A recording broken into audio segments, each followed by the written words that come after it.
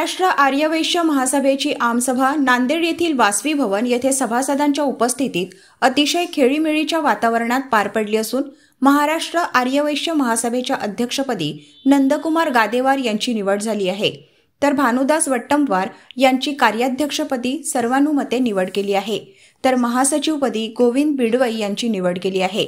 तसेच बांधकाम सभापती म्हणून डॉक्टर सूर्यकांत शिरपेवार यांची निवड करण्यात आली आहे।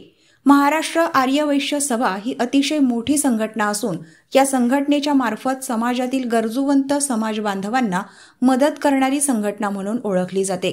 या संघटनेमार्फत समाजातील मुलामुलींसाठी मोठ्या शहरांमध्ये हॉस्टेल बांधकाम करणार असून समाजातील बांधवांसाठी आरोग्याच्या दृष्टीने मल्टी स्पेशालिस्ट दवाखाना उभारण्याचे प्रयत्न चालू आहेत।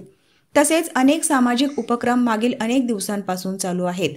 या संघटनेच्या आमसभेसाठी पुणे मुंबईपासून ते गडचिरोली चंद्रपूर येथील आर्यवैश्य समाज बांधव व महिला कार्यकर्त्या मोठ्या संख्येने उपस्थित होते। या दृष्टिकोनातून या सभागृहाचं आपण बांधकाम केलं आणि या बांधकामाच्या माध्यमातून आज 50 लाख रुपयाचं उत्पन्न हे महासभेला होत आहे आणि त्या 50 लाखच्या उत्पन्नामधून आपल्या समाजाच्या गोरगरीब महिला असतील,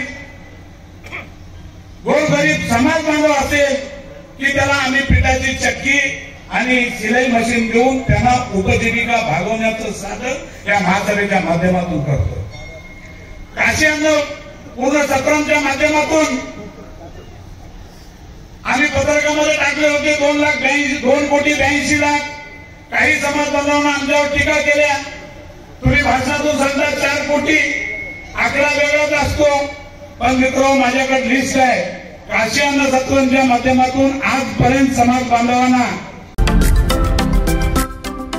महाराष्ट्रातील महत्त्वाच्या व ताज्या घडामोडी जाणून घेण्यासाठी आजच आमच्या सूर्या मराठी न्यूज चॅनलला सबस्क्राइब करा आणि बेल आयकॉन प्रेस करा।